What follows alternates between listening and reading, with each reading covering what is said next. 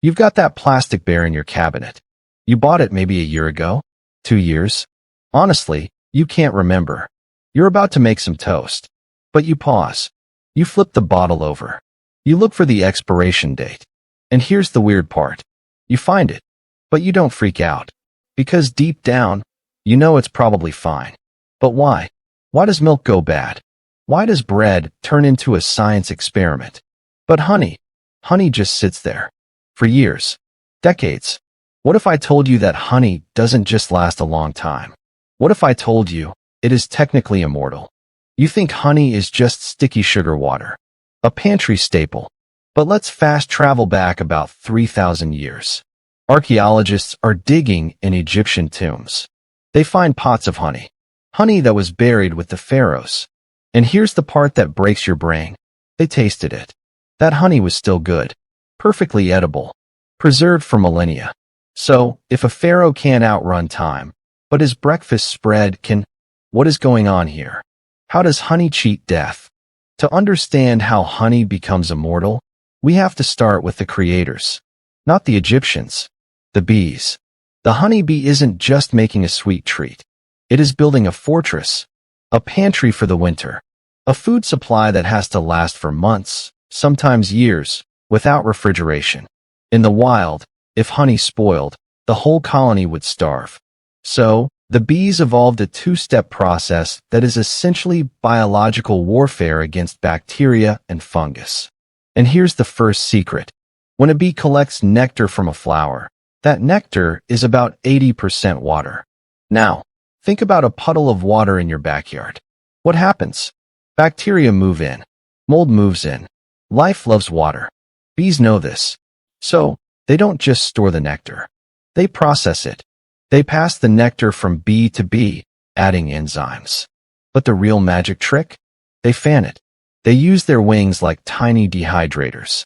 They beat the air across the open honeycomb cells until that water content drops from 80% all the way down to about 17%. Think about a raisin versus a grape. A grape rots. A raisin sits in your pantry for months. Why? No water. Honey becomes what we call hygroscopic. That's a fancy word that just means it sucks the water out of things. It's a sponge. So, when a bacterium lands on honey, the honey doesn't feed the bacteria. It does the opposite. It literally pulls all the water out of the bacteria's cells through osmosis. The bacteria doesn't die from poison. It dies from dehydration. It's a desert for germs. That's step one. But step two is where it gets even more interesting. And a little bit violent. Here's the wait, what, moment. We think of honey as sweet. Sweet is friendly. Sweet is safe. But honey is lying to you. Honey is one of the few natural foods that is inherently acidic. The pH of honey is usually between 3.5 and 4.5.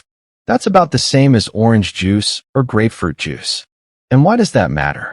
Because most bacteria, the kind that spoils food, are weaklings. They can't survive in an environment that is acidic. So, step one, the bees dehydrate it. Step two, they make it acidic. Between the lack of water and the high acidity, honey creates a hostile environment that is essentially uninhabitable for the spoilers of the world. But hold on. If it's that simple, why isn't everything preserved this way? Because honey has a secret weapon. A chemical weapon. You know how we said the bees had enzymes? One of those enzymes is called glucose oxidase. While the bee is carrying the nectar in its stomach, it mixes in this enzyme. It's a waiting game. When the bee deposits the nectar into the honeycomb, that enzyme gets to work. It takes the glucose, the sugar, and it breaks it apart. This process creates two things. One, it creates the gluconic acid we talked about. But two, it slowly, over time, releases tiny amounts of hydrogen peroxide. Yes, that hydrogen peroxide. The stuff you put on a cut to kill bacteria. Honey is basically a slow-release antibacterial bandage. So, let's recap the bee's playbook. Step 1. Remove the water so nothing can grow. Step 2. Make it acidic so nothing can survive. Step 3. Add a built-in, self-generating antiseptic just in case. It's not just a food. It's a chemically engineered, self-sterilizing superfood. And that is why a jar found in a tomb 3,000 years later is still sterile. But there's a catch. So, you go to your cabinet. You pull out your honey. And it looks weird. It's gone all cloudy. Maybe there are chunks in it. And you think, oh, it finally happened. It went bad. Here's the truth. That white, gritty stuff? That is not spoilage. That is proof your honey is real. This is the one thing people get wrong every single day. They see crystallization. They throw the honey away. And they just threw away a jar of perfect, immortal food. Remember how honey has almost no water? Well, over time, the sugar, specifically glucose, doesn't want to stay dissolved. It wants to escape. It grabs onto other glucose molecules and forms little crystals. Real, raw honey crystallizes. It's a natural process. The fake stuff, the honey that's been ultra-filtered or mixed with corn syrup, that stuff stays liquid forever. But it's also lost most of its magical properties. So what do? You don't microwave it. Microwaves destroy those delicate enzymes, the hydrogen peroxide factory. You just give it a warm bath. Gentle heat. Let it relax. In 15 minutes, it's back to liquid gold. Perfectly fine. Perfectly edible. It hasn't aged a day. You've been thinking of honey as a condiment. Something you squeeze on your oatmeal. A backup sweetener when you're out of sugar. But look at it again. That jar is not a condiment. It is a time capsule. A collaborative project between a flower, an insect, and a hive mind that has been perfecting this recipe for 50 million years. That honey is the only food we eat that is also a building material, a preservative, a wound dressing, and a monument to patience. Think about what it took to make that jar. 12 bees. Their entire lives. To make one single teaspoon.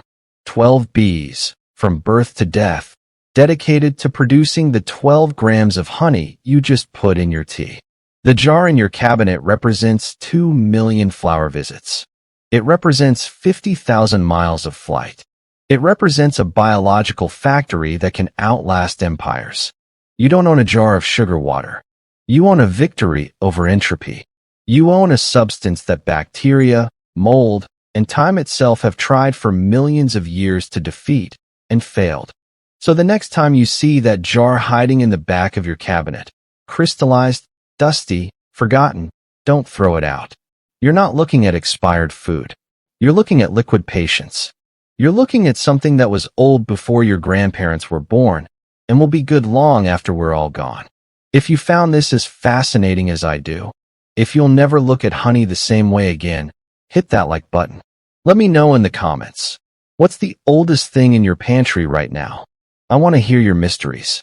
And hey, if you want to understand why your coffee always goes cold at the worst moment, or how a cardboard box holds up 1,000 pounds, hit subscribe.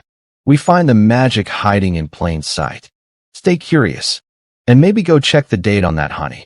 I bet it's fine.